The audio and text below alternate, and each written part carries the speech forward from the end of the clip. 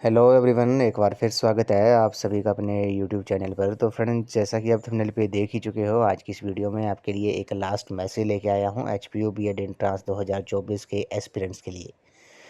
तो friends, video को शुरू करने से पहले अगर आप चैनल पे पहली बार विजिट कर रहे हो तो चैनल को सब्सक्राइब भी जरूर कर दें और बेल आइकन प्रेस करना ना भूलें और नोटिफिकेशन ऑन कर दें ताकि मेरे आने वाली हर वीडियो की नोटिफिकेशन आपको मिलती रहे। तो फ्रेंड्स, वीडियो को शुरू करते हैं। तो जैसा कि आपको पता है, कल आपका एग्ज़ाम है। एचपीयू बीएड एंट्रांस का एग्ज़ाम जो है वो आपका कल है 20 जून को। तो उससे पहले आपने एक मेरा आपके लिए एक लास्ट मैसेज है, कुछ बातों का आपने ध्यान देना है एग्ज़ाम देते टाइम। तो फ्रेंड्स, ज़्यादा टाइम ना लेते हुए आपकी वीडियो को हम शुरू करते हैं। जैसा कि आपको पता है, आपके 150 क्वेश्चन होंगे और 150 मार्क्स का आपका एग्ज़ाम होगा। एक क्वेश्चन 1 मार्क्स का ही होगा, टोटल 150 क्वेश्चन होंगे और 150 मार्क्स का ही आपका एग्ज़ाम होगा, ठीक है। अब सेक्शंस वाइज बात करते हैं। अब बात ये है कि सबसे पहले बात करता हूँ मैं टीचिंग एप्टीट्यूड और एटीट्यूड की। जो टीचिंग एप्टीट्यूड और एटीट्यूड की जो आपसे क्वेश्चन पूछे जाएंगे वो 40 क्वेश्चन पूछे जाएंगे। अब आपने टीचिंग एप्टीट्यूड और एटीट्यूड के जब भी आपने एग्ज़ाम में क्वेश्चन करने हैं तो सबसे पहले आपने कुछ इम्पोर्टेंट बातें हैं वो आपने ध्यान में देनी है कि आपने टीचिंग एप्टीट्यूड और एटीट्यूड के जब आपने क्वेश्चन सॉल्व करने हैं तो आपने क्वेश्चन को हिंदी और इंग्लिश दोनों में 2 या 3 बार रीड ए क्वेश्चन को ज़रूर कर लेना है। और दूसरी बात है, आपने खुद को एज अ टीचर रख के आपने जो वो क्वेश्चन है वो आपने सॉल्व करने हैं टीचिंग एप्टीट्यूड और एटीट्यूड के। ये बात आपने याद रखनी है, खुद को एज अ टीचर रख के आपने सॉल्व करना है और पॉजिटिव वे में ही आपने टीचिंग एप्टीट्यूड और एटीट्यूड के जो क्वेश्चन होंगे उनके आंसर देने हैं। ये बात आपने ध्यान देनी है। टीचिंग एप्टीट्यूड और एटीट्यूड के क्वेश्चन जो है वो आपने खुद को एज अ टीचर रख के और पॉजिटिव वे में ही आपने उनके आंसर देने हैं। ऐसा नहीं है कि टीचिंग एप्टीट्यूड और एटीट्यूड के मैंने वीडियोज़ में जो क्वेश्चन डिस्कस किए थे कि वो आपको कि आपने वो याद कर लेने हैं, ऐसा नहीं है। टीचिंग एप्टीट्यूड और एटीट्यूड के जो क्वेश्चंस होते हैं वो अंडरस्टैंडिंग बेस्ड होते हैं। अगर आप क्वेश्चन को अंडरस्टैंड करेंगे तो आप अंडरस्टैंड आपने अच्छी तरह कर लिया तो आप उन क्वेश्चन को सही आंसर जो है वो आप दे लोगे।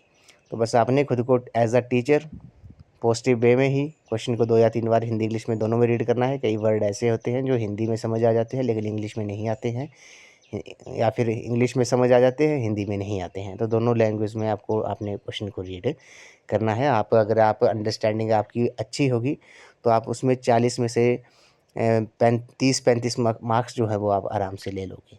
या फिर आपकी अंडरस्टैंडिंग आपने अच्छी तरह कर लिया क्वेश्चन को तो आप उसमें से फुल भी ले सकते हो।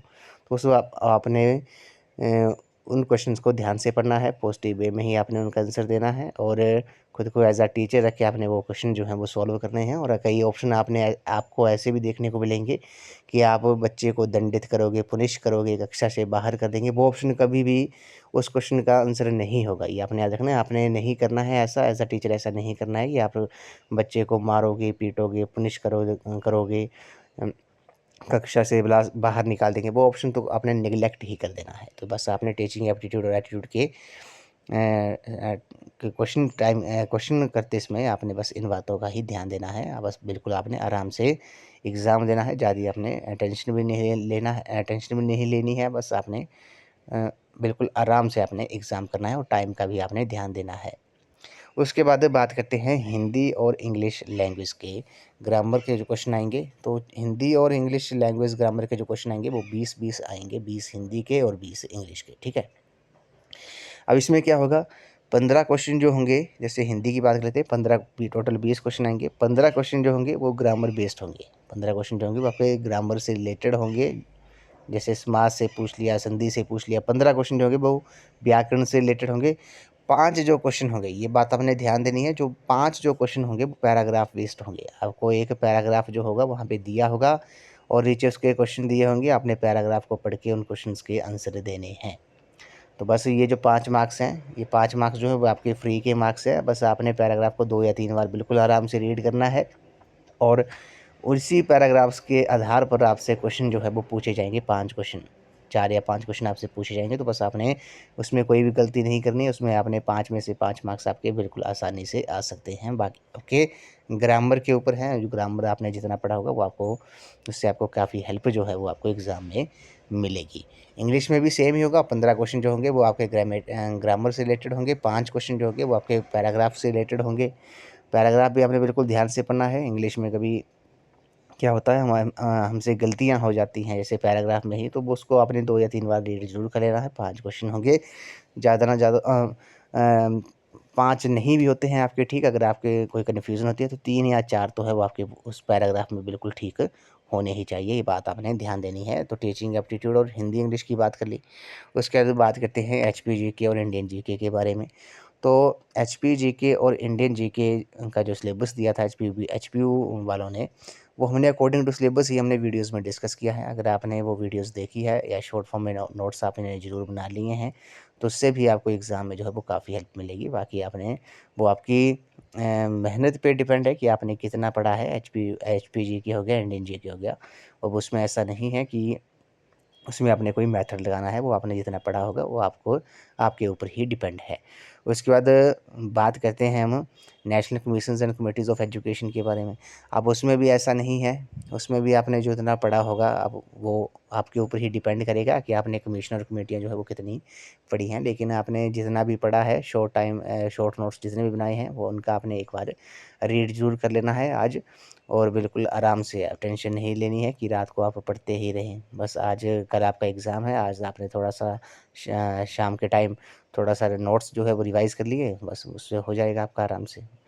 तो कमिश्नर कमेटियाँ भी आपने जितनी पढ़ी हैं बस उनको ही रिवाइज़ करना है, एक्स्ट्रा पढ़ने की ज़रूरत नहीं है अब। अब टाइम जो है वो नहीं बचा है, जितना पढ़ा है आपने बस उसी को ही मल्टीपल टाइम जो है आपने रिवाइज़ करना था। पहले भी क्विक रिवीज़न सीरीज़ के तहत भी हमने वो रिवीज़न ही किया था। तो national commission and committees of education के 20 क्वेश्चन पूछे जाएंगे, वो अब आपने जितना पढ़ा होगा उसके अकॉर्डिंग ही आपने जो है वो एग्ज़ाम में क्वेश्चन को सॉल्व करना है। उसके बाद बात करते हैं मैथ्स और रीजनिंग के बारे में। तो मैथ्स और रीजनिंग के बारे में इसमें मैंने ज़्यादा क्लासेस नहीं ली थी, 2 या 3 क्लासेस ली थी।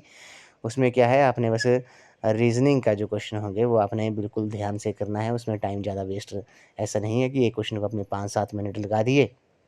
अगर टाइम का भी ध्यान देना है तो आपने बस बिल्कुल रीज़निंग जो होगी वो बिल्कुल बेसिक सी रीज़निंग होगी, ज़्यादा आपकी टफ़ भी नहीं होगी, और बस आपने ध्यान से करना है उन क्वेश्चंस को। मैथ्स का तो बेसिक ही आएगा आपको, ज़्यादा उसमें वो मैंने वीडियोज़ में आपको बता दिया है कि क्या-क्या आपको एग्ज़ाम में आ सकता है। तो मैथ और रीज़निंग भी आपने बिल्कुल वैसे ही करनी है। करंट अफ़ेयर्स की बात करते हैं, 1 या 2 क्वेश्चन आपको करंट अफ़ेयर के भी देखने को मिलेंगे। जैसे मुझे लगा जो इम्पोर्टेंट करंट अफ़ेयर्स के क्वेश्चन हैं वो मैंने आपको वीडियोज़ में बता दिए हैं। बाकी देखते हैं कि एग्ज़ाम में एग्ज़ामिनर जो है वो कैसे क्वेश्चन जो है वो आपसे पूछता है। तो फ्रेंड्स ये मेरा आपके लिए एक लास्ट मैसेज था एचपीयू बीएड एंट्रेंस 2024 वालों एस्पिरेंट्स के लिए। तो फ्रेंड्स आई होप आपको ये वीडियो पसंद आई होगी, तो वीडियो को लाइक शेयर एंड कमेंट जरूर कर दे, और चैनल को सब्सक्राइब भी जरूर कर दे। और ऑल द वेरी बेस्ट सभी के लिए, all the very best for HPU BEd entrance 2024। तो बस आपने बिल्कुल आराम से एग्ज़ाम देना है, ज़्यादा टेंशन लेने की ज़रूरत नहीं है। आपका एग्ज़ाम जो है वो अच्छा हो जाएगा।